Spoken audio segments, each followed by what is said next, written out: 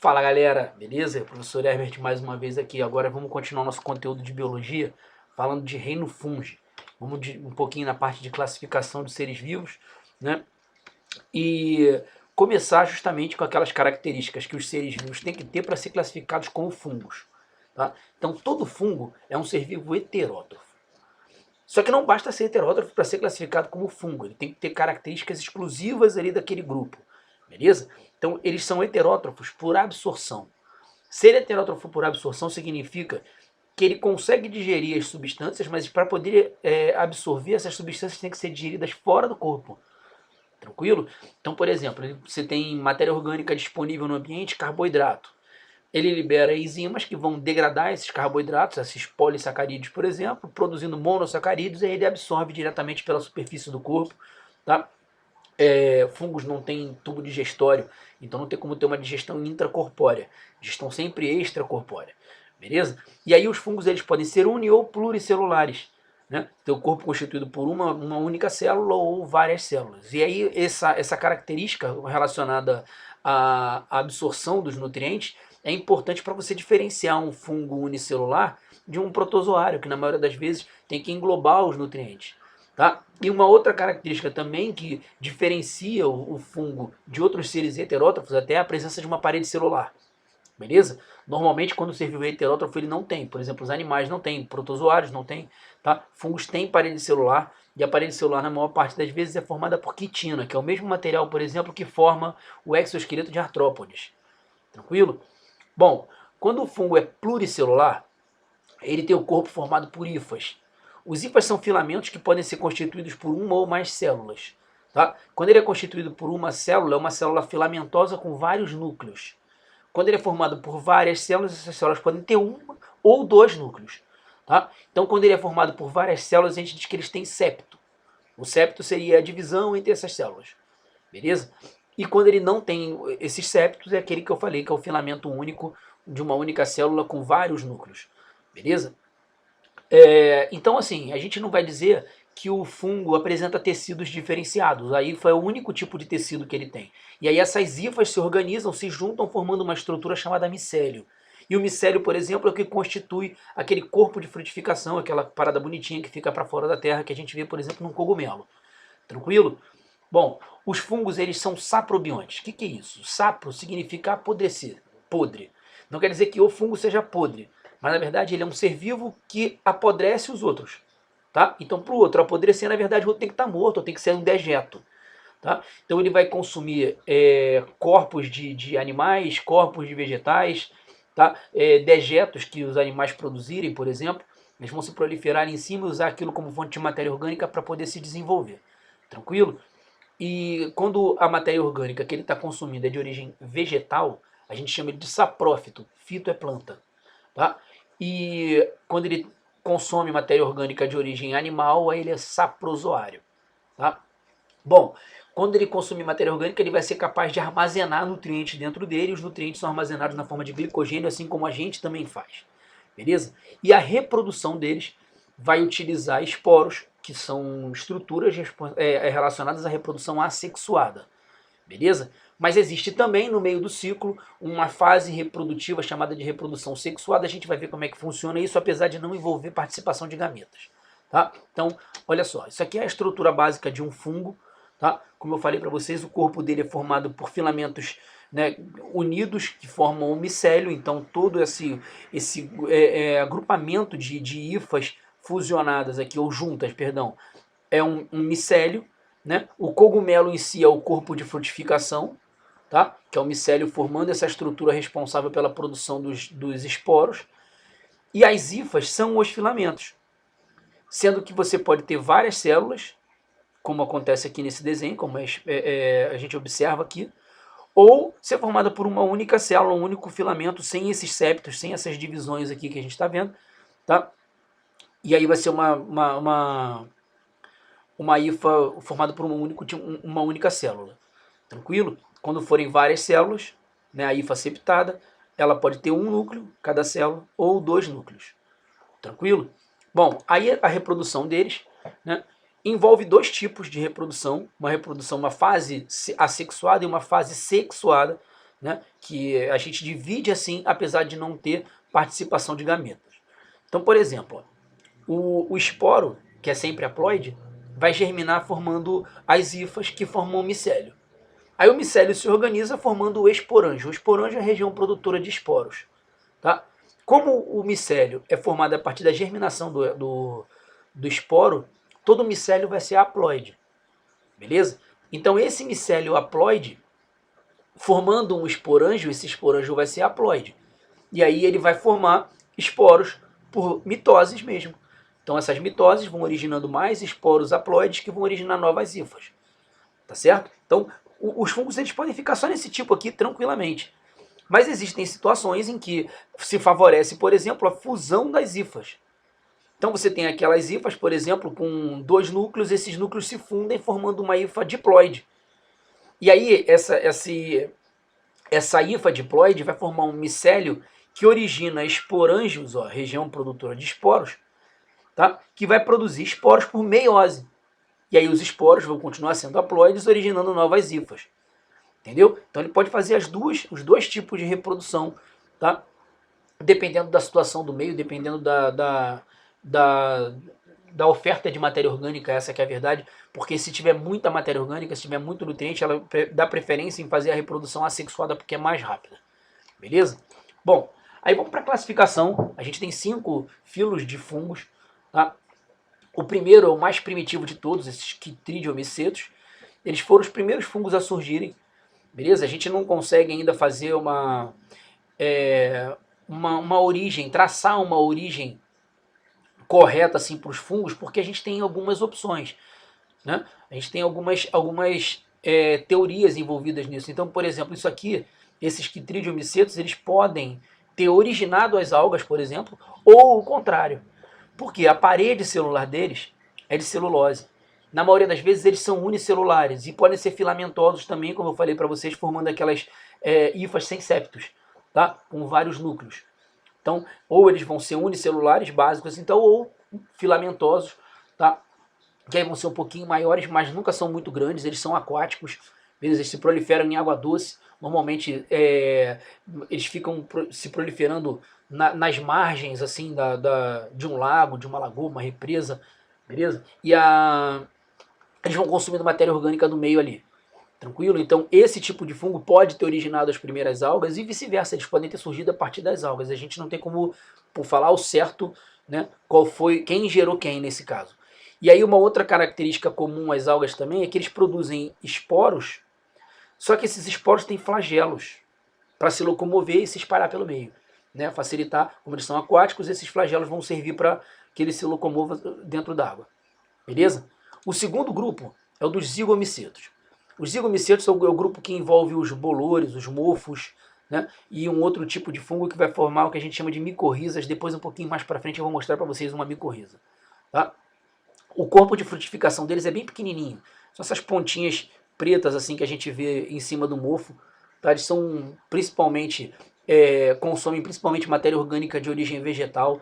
Dá para você ver, por exemplo, crescendo o mofo no pão também, né? Nas frutas. E assim, uma coisa vale a pena ressaltar, que se um pão tiver embolorado assim, não adianta você chegar e falar assim, pô, vou tirar essa parte da casca aqui que está com mofo, dá para comer o de dentro. Não faz isso não, porque as hifas podem se prolongar lá para dentro do pão, e tem grande chance de fazer isso, contaminando o pão. Tá? E assim, em algumas situações eles podem ser tóxicos, não sempre, o cara tem que comer com mais frequência para poder chegar a se intoxicar com mofo, mas não vale a pena arriscar, né? Porque a pessoa pode ter um sistema imune comprometido com relação ao combate aos fungos, e aí eles acabam causando problemas para a pessoa, beleza? Bom, o terceiro filo é o dos ascomycetos, é um filo bem grande, eles têm cerca de 35 mil espécies, é o que tem o maior número de espécies dentro dos fungos, tá? E aí o corpo de frutificação deles é um asco. O asco é uma estrutura que contém esporângios que podem produzir 8 esporos de uma vez. Isso aqui é uma morchela. Ela parece um cogumelo, mas não é um cogumelo. O cogumelo ele produz os esporos naquela partezinha de baixo. Se você olhar o cogumelo, assim, o chapéuzinho do sapo, né? por baixo, assim, se você olhar ali por baixo, você vai ver que ele tem vários risquinhos, ali são produzidos os esporos. Na Morchella, é isso, em cada uma dessas casinhas aqui, dessas célulazinhas, a gente vai ver a produção dos esporos ali dentro. E um outro grupo importante aqui dentro dos ascomicetos é o das leveduras, que são fungos unicelulares, que a gente tem uma utilização gigantesca, né, principalmente na indústria alimentícia, tanto para a produção de bebida quanto para a produção de massas. Né? São fungos que a gente usa comumente na culinária, beleza? Aquele fermento biológico. Tá? Os basidiomicetos são os cogumelos. Tranquilo? É esse tipo de corpo de frutificação que é chamado de basídio. E aí é aqui embaixo, onde eu falei que tem os risquinhos assim e tal, que a gente tem a produção dos esporos. Beleza? Tem que tomar um certo cuidado, que a gente tem vários exemplos de basidiomicetos que servem pra gente na alimentação, né? Tipo champignon, shiitake, shimeji, são todos basidiomicetos, beleza? Mas existem várias espécies que são tóxicas, tá? Então, na dúvida, é melhor não consumir, tranquilo? E o outro grupo que faz parte também daqui dos basidiomicetos são esses que a gente chama genericamente de orelha de pau. Eles crescem assim nas árvores, nos troncos, onde tem madeira assim, tá? Às vezes cresce até em vigas de madeira, por toras e por sacada. Então fica aqueles fungos crescendo ali assim, são também basidiomicetos, beleza? Os basidiósporos, eles são os tipos de esporos produzidos pelos basidiomicetos, que produzem esporângios que produzem 4 esporos, enquanto que os ascomicetos produzem 8, beleza? E aí a gente tem os deuteromicetos, que são chamados também fungos imperfeitos. Tá? Nesse grupo aqui não existe fase sexuada, então a reprodução deles é muito rápida. E aí existe uma contradição assim bem grande, que a galera criou esse grupo por conta deles terem essa característica de não ter fase sexuada, tá? Mas a gente tem dentro desse grupo dos deuteromicetos representantes que se encaixariam em qualquer outro grupo. Então é um grupo que pode, em algum momento, desaparecer do sistema de classificação. Tá? Porque ele é um grupo que é polifilético, a gente não encontra uma origem comum para os representantes. Então, um exemplo, o Penicillium, que é esse aqui, por acaso, é o fungo que foi descoberto, de onde a gente tirou pela primeira vez a penicilina, que é um antibiótico. Tá? Vou falar um pouquinho dela daqui a pouco. Ele, em algumas classificações, ele é incluído como um ascomiceto. Tá? E em outras classificações ele está aqui como deuteromiceto, porque ele não tem a fase sexuada. Tranquilo? E aqui a gente encontra vários fungos que são causadores de micoses, por exemplo. Beleza? Bom, então vamos lá. Vamos para a importância ecológica. Tem muita importância ecológica os fungos. Beleza? Então, o básico é a atuação como decompositores. A gente encontra uma quantidade absurda de fungos, né, se proliferando na natureza, vida livre, consumindo apenas matéria orgânica em decomposição. Beleza? Então aqui eu botei 2 exemplos de fungos que estão consumindo matéria orgânica de origem vegetal. Ó. Tranquilo? Então aqui um mofo, tá com um basidiomiceto, um cogumelozinho crescendo aqui no tronco da árvore que está caído lá. Já estão começando o estágio de decomposição daquele tronco. Beleza? Uma outra característica importante é que eles podem formar relações benéficas com algas, por exemplo, para se desenvolver basicamente sem a ajuda de ninguém. Isso é um líquen, beleza? O líquen é uma associação mutualística entre uma alga e um fungo. Então a alga passa a depender do fungo, que depende da alga. Nesse caso aqui, o fungo vai consumindo sais minerais e água do meio, vai absorvendo sais minerais e água do meio, doa para a alga faz fotossíntese e produz matéria orgânica que sustenta o fungo. Beleza? Então ele se autossustenta, são organismos importantíssimos para processo de sucessão ecológica, porque eles iniciam a colonização do ambiente. Tá? E um outro tipo de associação mutualística foi o que eu tinha falado lá no início, que são as micorrizas. Então você tem aqui uma plantinha, por exemplo, né, que está começando a crescer, aí as raízes dela se associam a fungos que absorvem, fazem aquilo ali que ele faz com a alga no líquen, né, absorver sais minerais e doar para a raiz vai, passa a matéria orgânica para ele a partir da fotossíntese que a planta produziu, beleza? Não são parasitas, tranquilo? São associações benéficas para as duas espécies que estão se relacionando, tá? Aí aqui a gente tem o amensalismo. No amensalismo, você vai ter uma espécie que exclui a outra. através da produção de substâncias tóxicas. E existem muitos fungos que são tóxicos. Na verdade, assim, eles produzem substâncias para se defender. Então, por exemplo, nessa ação como decompositores, eles têm um grande competidor que são as bactérias. Tanto fungos quanto bactérias são os principais decompositores na natureza. Só que é muito difícil combater bactéria porque bactérias se reproduzem muito rápido. Então, por exemplo, aqui, ó, né, essa etiquetinha branca, ela está em cima de uma colônia de fungo, identificando uma colônia de fungo, provavelmente penicilina, tá? E aí ele vai liberando no meio substâncias tóxicas às bactérias, e as bactérias não conseguem invadir o espaço do fungo. É como se ele falasse assim, ó, cresce para lá, deixa esse espaço aqui para mim. Aqui eu cresço, essa parte aqui eu vou decompor, você fica do lado de lá. E aí as bactérias ficam exatamente nos lugares onde não tem fungos, ó. Onde tem fungo, em volta de onde tem fungo, as bactérias não vão crescer. E assim que foi descoberto o primeiro antibiótico, né? O cara semeou uma placa dessas assim, tem um gel aqui, tá?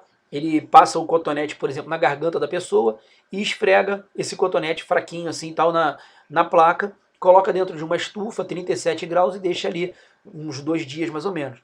E as bactérias começam a se proliferar formando colônias. E aí, tipo, se houver contaminação com fungo, existe chance grande e beça das bactérias não conseguirem crescer ao redor deles por conta dessas substâncias tóxicas que eles produzem, que a gente chamou de antibiótico. E aí o cara falou assim, por que elas não cresceram aqui? Isolou esse pedaço do meio, investigou, descobriu a presença da penicilina e começou a usar isso como remédio.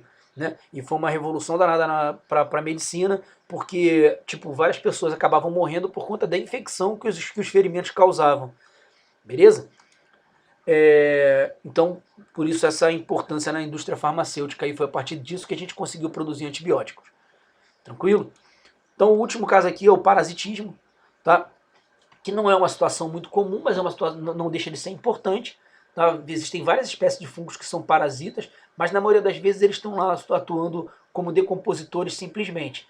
E aí, por exemplo, na nossa pele, a gente tem uma produção constante de queratina, então a superfície vai ter um excessozinho de queratina que está se desprendendo aos poucos.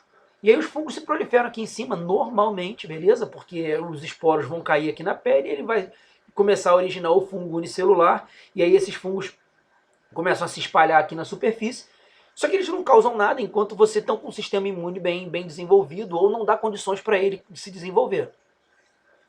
E tipo, você melhorando as condições para ele pode se aproveitar, por isso que a gente diz que eles são oportunistas. Então, por exemplo, uma queda na atividade do sistema imune pode fazer com que a pessoa desenvolva, por exemplo, candidíase, tá? Que é uma doença comum, sabe? Sapinho da boca também.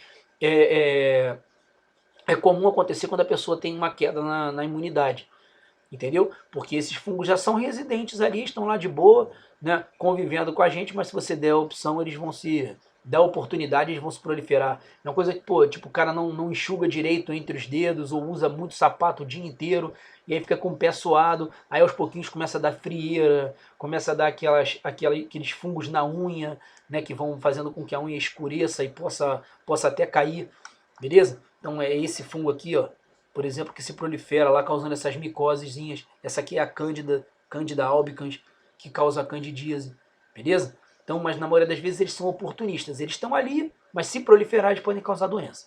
Beleza? Então é isso, galera. Valeu, a gente se vê por aí. Abraço.